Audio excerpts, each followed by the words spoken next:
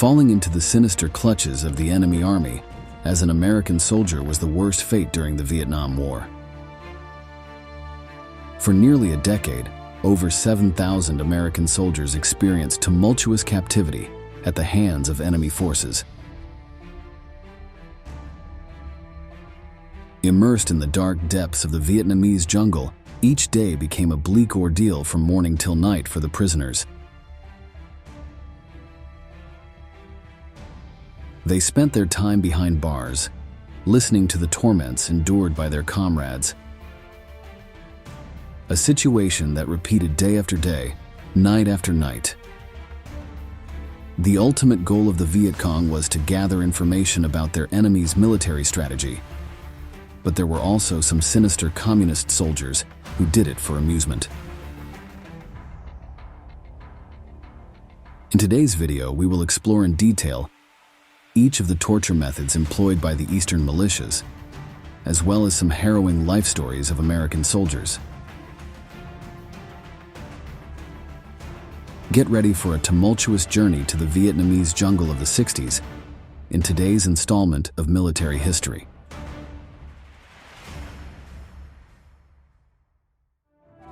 You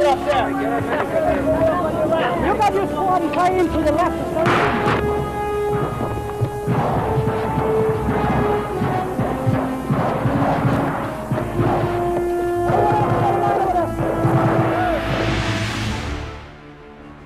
In the depths of North Vietnam, captured American soldiers were not considered prisoners of war. The enemy saw them more as invaders in the midst of a supposedly undeclared war. The brutality unleashed upon them was justified with this label, in a distorted narrative that overshadowed the rights and humanity of the prisoners. With this cruel conception of the adversary, 65 prisoners of war endured captivity characterized by executions, torture, wounds, or infectious diseases. Brutality was commonplace in the jungle prisons. The North Vietnamese systematically subjected American prisoners to bloody torture in order to extract confessions of war crimes or involve them in propaganda setups. Physical punishments knew no bounds, and their purpose ranged from obtaining military information to psychological manipulation.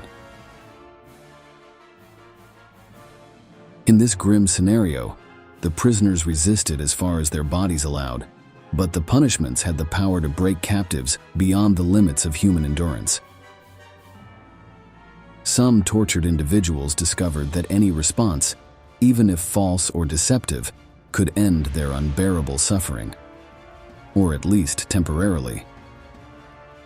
The emotional burden of yielding to such demands was heavy, but many sacrificed their military oaths, preserving their lives amidst a storm of cruelty. This brought drastic post-war consequences for the soldiers, many of whom suffered from post-traumatic stress disorder. This psychological disorder led many to exhibit violent behaviors upon returning to their civilian lives, reaching tragic extremes where fighters could not bear the weight of their memories and took their own lives. Part of this mental disorder was due to the North Vietnamese cruelty experienced in repeated sessions of physical punishment. There were different prisons along the length and breadth of the eastern coast where the conflict unfolded, but one stood out as the largest and held the most prisoners. We are talking about the Hanoi prison, ironically called by American soldiers Hanoi Hilton, in a bitter reference to the chain of luxury hotels in their homeland. Far from massages, spa service, and continental breakfast, prisoners lived crowded, receiving beatings daily and going without food for several days.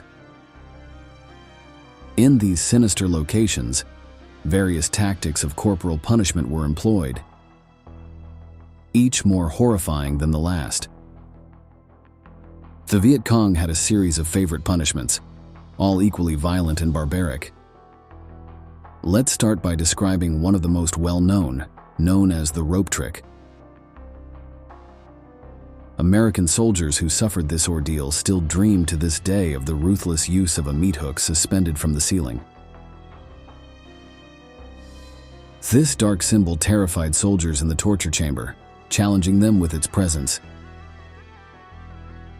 In the cruel torture sessions with the hook, the Vietnamese tied the hands and feet of the captive, sometimes joining them behind and sometimes in front. The ropes, pulled taut to the limit, choked the tortured person, sometimes causing fainting. Bent over or doubled over, the prisoner was raised towards the hook as the guards pulled the ropes and left them suspended in the air. This procedure deformed the soldiers' bodies to the point of dislocating some limbs, usually the shoulders.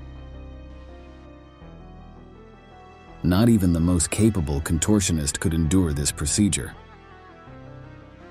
Let's take a look at some material that illustrates this. We know exactly what that torture looked like thanks to drawings by Mike McGrath.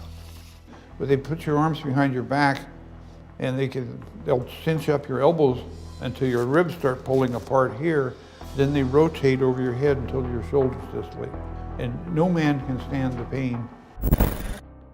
The sessions of this savage practice lasted for hours, even days. Guards returned at intervals to check the vital signs of the tortured. As time passed, the militias tightened the ropes until the prisoner lost sensation in their limbs. The clock ticked, and the limbs turned purple, sometimes swelling to twice their normal size. Another type of torture, more traditional and less macabre, was also inflicted by the Vietnamese military with particular spite. Extreme beatings were commonplace, leading to the death of many brave prisoners who endured more than their war-worn bodies could bear. Stoically, many American soldiers died maintaining silence, denying valuable information to their captors. The United States Military Code of Conduct has a clear and simple directive. Prisoners of war should only confess to the enemy their name, rank, serial number, and date of birth. Many soldiers were broken by the mistreatment and abuse of the Viet Cong, but others resisted heroically. For what the Communist Command of Vietnam wanted to know were the details of missions, objectives, and tactics employed by the Americans. Reluctance came at a high cost, and each revelation was measured cautiously, safeguarding closely held secrets that could alter the course of the battle with blood and pain. In this fluctuation between the obligation to speak and loyalty to the mission, the Code of Conduct became a talisman for many American soldiers, finding in their oath the reasons to withstand the suffered tortures. Another way to break soldiers was to subject them to psychological and propagandistic punishments. In the dark dungeons of the Vietnamese jungles, communist indoctrination was part of the punishments. Guards subjected prisoners to endless broadcasts of Radio Hanoi and interminable ideological lectures that resonated during torturous sessions of physical punishment. When they weren't applying penalties to the soldiers, the Vietnamese watched how the nature of the neglect in which they were made to live wore down their health. Medical negligence lurked like a specter threatening the captives. Unsanitary conditions caused rodents and insects to bite and sting prisoners. Vermin attacks unleashed infectious diseases that weakened or directly killed their victims.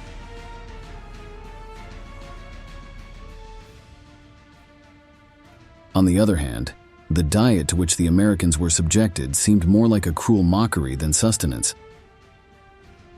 The food consisted of an insufficient mixture of light pumpkin or cabbage soup, accompanied by pieces of bread and rice, and occasionally decomposing or raw meat. Prisoners faced the cold with frozen food in winter and scorching hot dishes in blazing summers. This happened because the guards enjoyed watching their prey suffer while eating. Obviously, the lack of resources such as warm clothing, Hygiene and antibiotics caused captive soldiers to endure cold, live among their own excrement, and suffer various infections. When Viet Cong members wanted to put on a spectacle with their torture methods, they used some more flashy ones. One of the most feared and common was known as the submarine. This cruel form of torment mainly consisted of subjecting the captive to a dark, violent ritual, where water became a lethal instrument over a cloth inexorably covering the victim's face and airways. There were various ways to carry out the process. In one variation, the prisoner lay on his back, immobilized with precise inclination. The cloth, functioning as a sinister veil, settled over the prisoner's face. With calculated precision, the torturers poured liquid over the airways, triggering a nauseous reflex and plunging the captive into a terrifying drowning experience. In some cases, the victim was directly submerged in a water pit and forced to float for their life.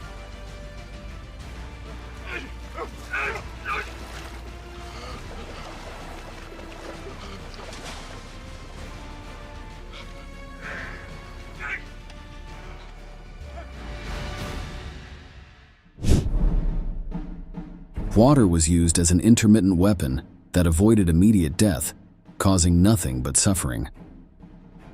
However, the risk persisted, as a continuous flow could seal the prisoner's fate with relentless suffocation. The submarine not only infused acute pain, but also left abhorrent sequelae. Damaged lungs, brain injuries from oxygen deprivation, and bone fractures from struggling with the guards were the physical consequences, and a terror of water remained permanently in the unconscious of the tortured. Returning to the intention of spectacularizing torture, there was a milestone during the Vietnam War that demonstrated the treatment American soldiers received. The scene of the Hanoi March in July 1966 painted one of the most blatant and sinister exploitations of prisoners of war. Bound in pairs, 52 American captives were forced to traverse the streets of Hanoi with bowed heads, fueling the public fury of North Vietnam. The cruelty of the scene was immortalized in footage filmed by the North Vietnamese, a visual narrative intended to show humiliated enemies at the mercy of enraged communists. Let's take a look at some images of the event.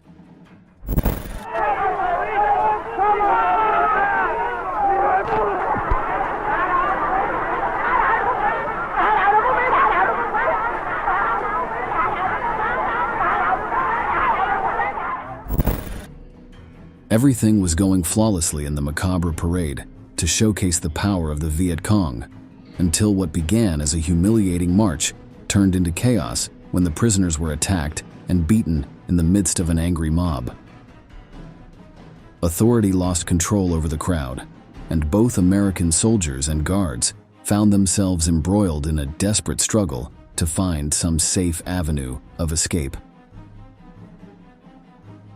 Most prisoners of war were severely injured, turning the march into a disastrous episode at the communication level for North Vietnam. The propaganda film, instead of portraying a spectacle of strength and leadership, revealed a violent mayhem that led to the attack on defenseless captives.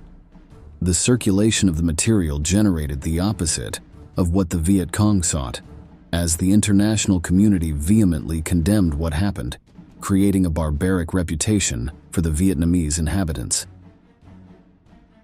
Living conditions and tortures were so overwhelming that very few prisoners even considered the idea of planning an escape. However, some brave prisoners of war dared to defy the odds.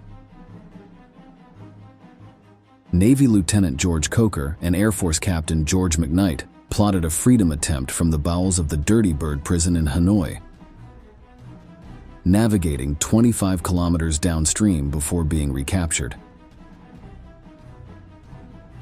Without mercy, both were chained for days and transferred to Alcatraz, another tiny prison specially designed to isolate those whom the North Vietnamese wanted to isolate and bury in oblivion. Another escape attempt was in May 1969, when Air Force captains John Dramisi and Edwin Atterbury plotted a meticulous escape from the claustrophobic Zoo Annex prison. Although their plan was ingenious, they barely managed to travel a few kilometers.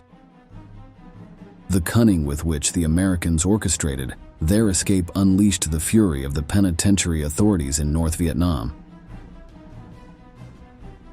The summer of 1969 became a dark chapter of inhumanity during the Southeast Asian War. For 2 weeks, the prisoners of the escape committee who had helped Dramisi and Atterbury suffered brutal tortures to reveal all the details. Even those who knew nothing of the plan were subjected to torment. Already scarce food rations were reduced, and many prisoners suffered savage beatings in the following months. Let's hear from a former prisoner talking about the experience. These are leg irons, and if you misbehaved according to their rules, they'd lock your ankles in here. How long would they leave you in those things? I was in it for, I think, maybe 2 or 3 weeks or so. 2 or 3 weeks? Right, yeah. The torture tactics of the Vietnamese guards reached unimaginable extremes.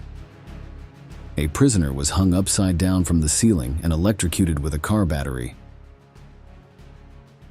Torture teams, armed with rubber belts, tore the naked skin of the prisoners. Others were beaten and forced to kneel for hours, enduring relentless lashes. For 2 weeks, Navy Lieutenant Commander Red McDaniel endured more than 700 lashes, with open wounds and electric shocks, while subjected to physical and psychological torture. When they rested from physical punishments, prisoners were forced to sleep amidst their own and animals' excrement, causing infections and wounds, as well as other types of diseases. Many Americans watched as the farm animals in the camps where they were captive lived better than them.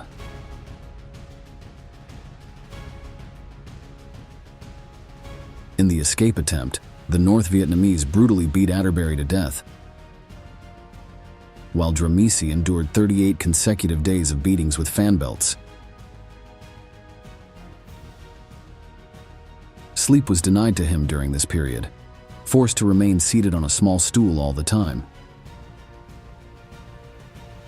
He was savagely beaten, tied with tight ropes or shackled while being forced to write and record apologies. With only 2 small pieces of bread and 2 glasses of water a day, Dramisi lived a hell on earth. Although he survived, he would never forget that he was forced to witness the death of his companion Atterbury, and as part of the torments the Vietnamese rehearsed. In the aforementioned Alcatraz, torture of the most rebellious prisoners transcended the physical. Prisoners were confined to small, dark, poorly ventilated cells similar to dungeons, kept in shackles for more than 15 hours a day. Navy Lieutenant Harry Jenkins faced 85 days chained for trying to communicate with another fellow prisoner. Air Force Colonel Robbie Reisner endured 10 months in solitary confinement, trapped in absolute darkness, while Lieutenant Colonel Swede Larson faced a similar situation for 18 agonizing months. This regime of isolation, far from being unique in Alcatraz, was a shared punishment in many camps. For many prisoners of war, the years slipped slowly into the abyss of isolation. Captain Tom Moe, after a brutal torture session, considered death as an escape from pain. Beaten for hours, bent backward with ropes and irons, suspended from a pole and almost drowned with a dirty cloth, he longed for the release of death. His captors, cruel in their ruthless mission, sneered at him, dying is easy, that's why we'll show you how hard it is to live. Amidst the torture and lost jungle prisons, there was a man who stood out above the rest of the American prisoners for the hatred he aroused in the enemy. In the vast jungles of 1966 Vietnam, where colossal heat filtered through the density of foliage, the story of the intrepid soldier Dieter Dengler emerged as a rarity amidst the conflict. Dieter, a U.S. Navy pilot, found his destiny in the Vietnam War when his plane was shot down over enemy territory. His abrupt fall marked the beginning of an epic odyssey, a struggle for survival that would arouse as much fascination as resentments. Captured by North Vietnamese forces, Dieter faced an uncertain fate. Unwilling to accept his fortune, he barely had a chance. He embarked on a desperate escape through the intricate Vietnamese jungles. In this first escape, he managed to remain free for a short time until he was recaptured. During this new captivity, he suffered the most inhumane tortures as a result of the anger caused by his escape. In addition to all the punishments mentioned above, bamboo splinters were buried under his nails, and using the same plant, cuts were made in his skin and bits buried to infect the wound. This caused unbearable pain that the soldier endured with admirable determination. Finally, after months of anguish, Dieter was rescued in a spectacular episode. He managed to escape from a camp by stealing a machine gun and killing those who were watching him. After wandering through the jungle, he wrote the distress signal "So zones with rocks" until he was spotted by an American plane. This story, worthy of a movie, made it to the big screen with the film Rescue Dawn, starring Christian Bale, which recreated the tumultuous adventure of this prisoner of war in the Vietnamese jungle. Let's take a look at one of the final images.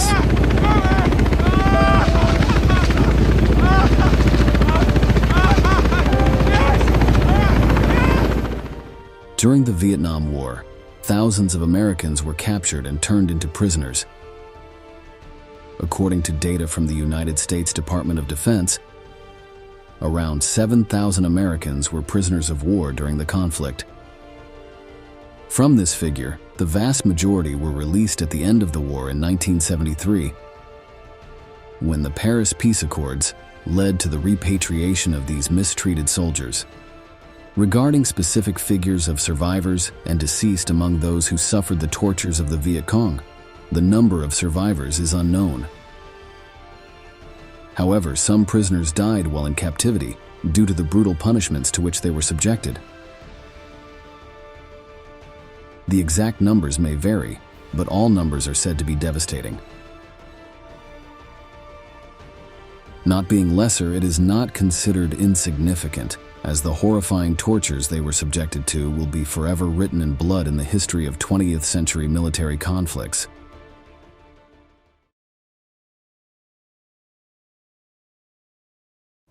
Do you remember the first time you killed someone?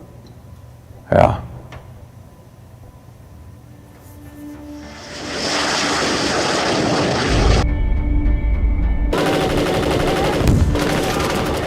In the turbulent year of 1968, the conflict in Vietnam witnessed one of the many dark chapters that marked the history of the North American Navy.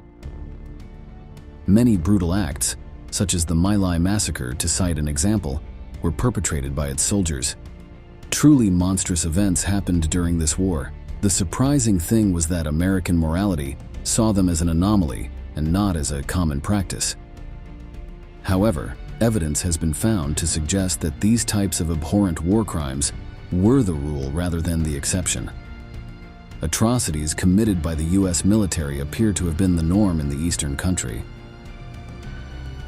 In today's video, we are going to see the terrifying living conditions and traumas that United States troops experienced, and what the subsequent consequences were for those who managed to survive that jungle hell called Vietnam. Get ready for a trip to the most explosive and dangerous jungle of the 20th century, where you not only have to take care of insect bites, but also bullets. Welcome once again to military history.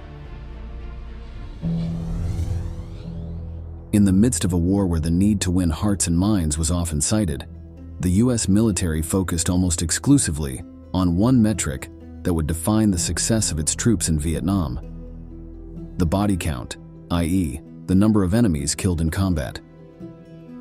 The Vietnamese forces, outgunned and outstrategized by their opponents, relied on tactics that involved mines and other explosive traps, as well as sniper fire and ambushes in the middle of an extremely hostile jungle unknown to the attackers.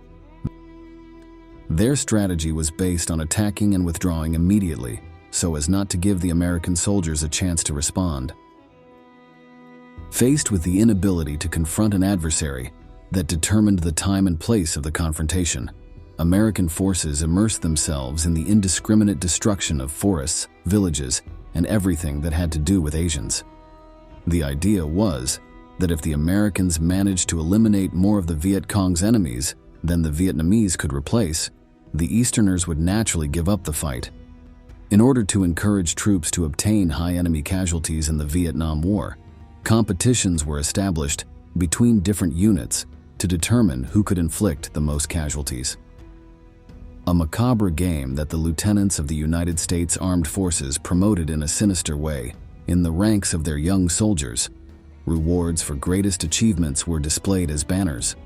They were shown on what were known as death boards, which were tables where each unit wrote down their murders. Prizes included days off or an extra case of beer. Cigarettes were also an extremely coveted prize. In parallel, commanders who achieved these goals with their troops could ensure rapid promotion within the military team. Quickly, the slogan, "If he is dead and he is Vietnamese, he is VC," crowned by the acronym with which the Americans called the Viet Cong, this phrase became a characteristic motto of the war, and the bodies of civilians were regularly recorded as enemy or Viet Cong casualties. Ordinary people, including women and children, lost their lives trying to escape from soldiers or helicopter gunships that had fired warning shots, or simply because they were in a village suspected of harboring the enemy. At that time, many of these actions were not reported, but they did not go unnoticed either, as they were encouraged by higher-ups. It should be noted that those who carried out these dark actions were not always really aware of what they were doing. That was because many times they were just young boys who believed they were defending their country. At the crossroads of a destiny marked by war, some American citizens volunteered to embark for Vietnam. However, among the ranks of deployed soldiers, many did not make the decision by choice, but were recruited without the possibility of deferring their service because they were not pursuing a university degree. Most of these young warriors did not question the draft or the legitimacy of the conflict in Vietnam. Inspired by the tradition of their fathers and grandfathers, who had served in various wars for the nation, these fighters felt it was their duty to continue that legacy. The lack of options and patriotic duty pushed them towards the front lines. Outside of war,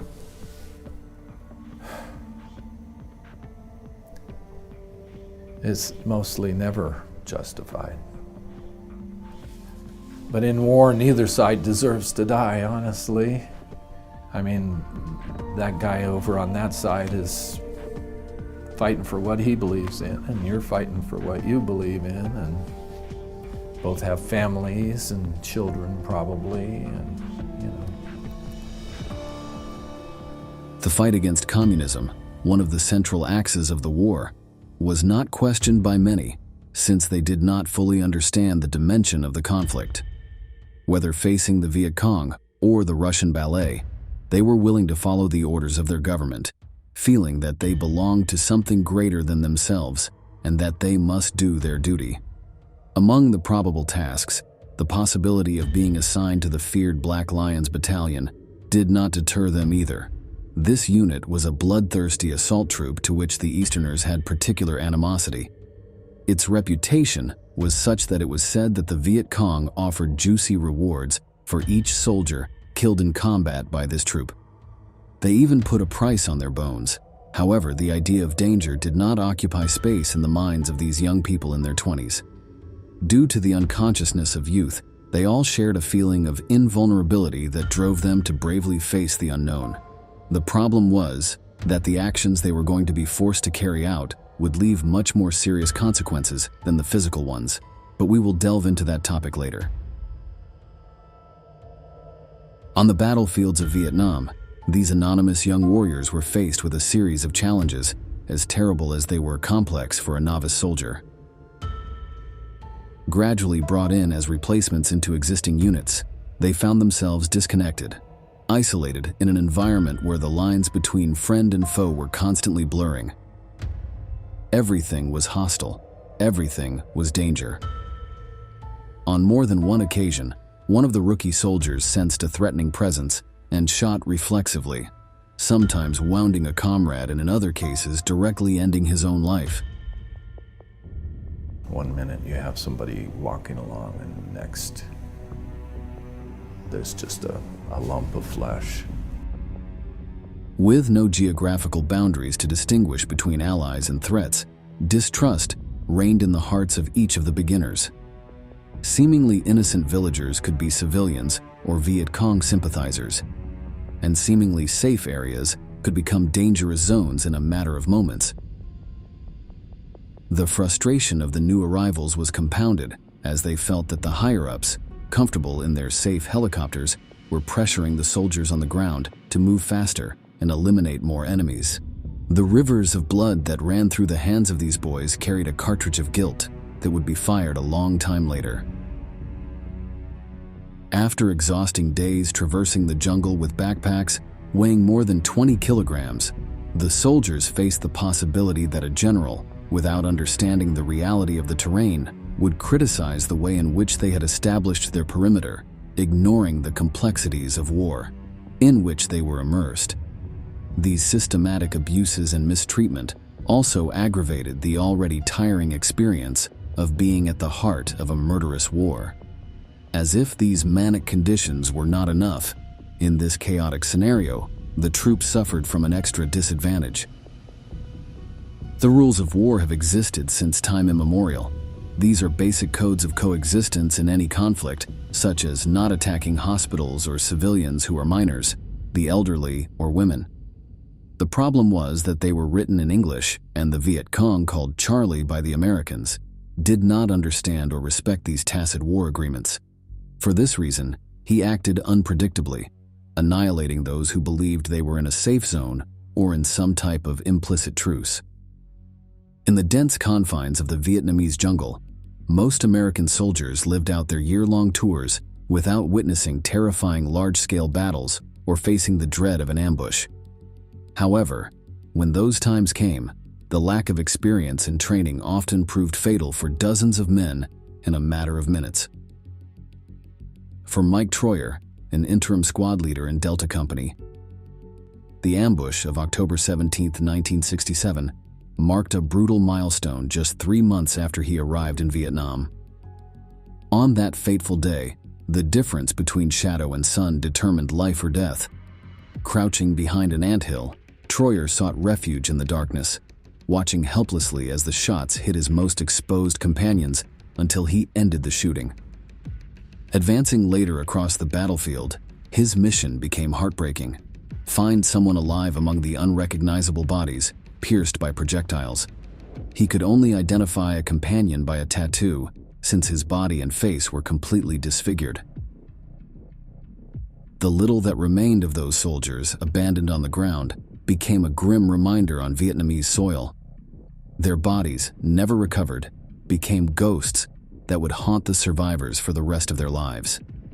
These conditions were the perverse breeding ground that generated an outbreak of excessive violence and inhumane actions by young American combatants. Psychologically broken, these boys were willing to do anything to end the war and return home. It goes from something, a big something, to the smallest nothing that there can be. It goes from dreams and aspirations to nothing. You know, you can kick it, you can hit it with a stick, you can throw rocks on it, you can do anything, and it won't bother it because it's dead. An intricate web of war crimes research at the U.S. National Archives during a 2001 exploration of post-traumatic stress disorder in Vietnam veterans revealed a treasure trove of reports that had been long buried and forgotten. Silent witnesses to the horrors of the conflict, these boxes housed files from criminal investigations and everyday documents that offered a disturbing insight into the events that occurred during that turbulent period. Among the yellowed pages, some recounted in a vivid and chilling manner the details of atrocities committed, while others only hinted at terrible events that had gone unnoticed. The U.S. military deployed an impressive arsenal of lethal power, destructive force, and advanced technology, surpassing in magnitude any other military in the history of the world. The amount of ammunition fired per soldier was a staggering 26 times greater in Vietnam than during World War II. At the end of the conflict, the United States had dropped the equivalent of 640 atomic bombs on Vietnam, like those it had dropped on Hiroshima, leaving an indelible mark on the history and memory of that nation. These abstract data on paper were deaths carried out, bloody scenes and torture experienced firsthand by the American warriors. Across vast regions, entire villages were targeted by intensive artillery bombardment, devastating airstrikes and helicopter gunship assaults, before ground forces embarked on search and destroy missions to wipe out what remained of the enemy. The command of the superiors was simple, plus, kill everything that moves. The phrase became a directive in the mouths of some American commanders, whose troops carried out massacres in various parts of their area of operations, often against their own will. Plus women, children, and the elderly, all of them civilians, were the ones who suffered the deadly consequences. As if it were poetic justice, the ghosts of these victims would return to haunt the soldiers, but it is a theme that we will develop later in the video. Although the United States suffered more than 58,000 casualties in the war, it is estimated that approximately 2 million Vietnamese civilians lost their lives, while another 5.3 million were wounded, and around 11 million, according to U.S. government data, were forced to flee, become refugees in their own land. Collective memory often recalls the My Lai massacre in March 1968, where more than 500 civilians were brutally murdered in a span of 4 hours, even as the already dehumanized and cynical U.S. troops took a lunch break. However, it is also imperative to remember equally bloody operations like Speedy Express, which, thanks to cover-up at the highest levels of the U.S. military, remained in the shadows until the beginning of the 21st century. In late 1968, the 9th Infantry Division, under the command of General Julian Ewell, unleashed a large-scale operation in the heart of the Mekong Delta, densely populated southern Vietnam. In a context already obsessed with body counts, Ewell, known as the Butcher of the Delta, stood out even more. He fired subordinates who did not meet the daily kill quota he demanded and unleashed devastating firepower on a region teeming with civilians. I was down, and all I could see was his head and shoulders. He had a hard hat on. And then I saw the red emblem. It was. And then when I could see a silhouette,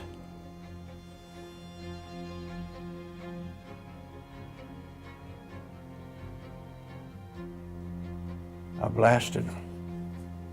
Silhouettes. They're not real people, they're just targets. A brave whistleblower from the division approached the U.S. Army Chief of Staff, William Westmoreland, requesting an urgent investigation. He detailed that the artillery aimed at the villages had taken the lives of women and children. The armed helicopters terrorized the farmers, forcing them to flee, and then massacred them from the air, playing challenges of aim and success. Troops on the ground replicated the brutality, spiraling a whirlwind of violence that seemed to have no end. The result was a series of massacres on an industrial scale, equivalent, in Ewell's words, to 1 My Lai every month.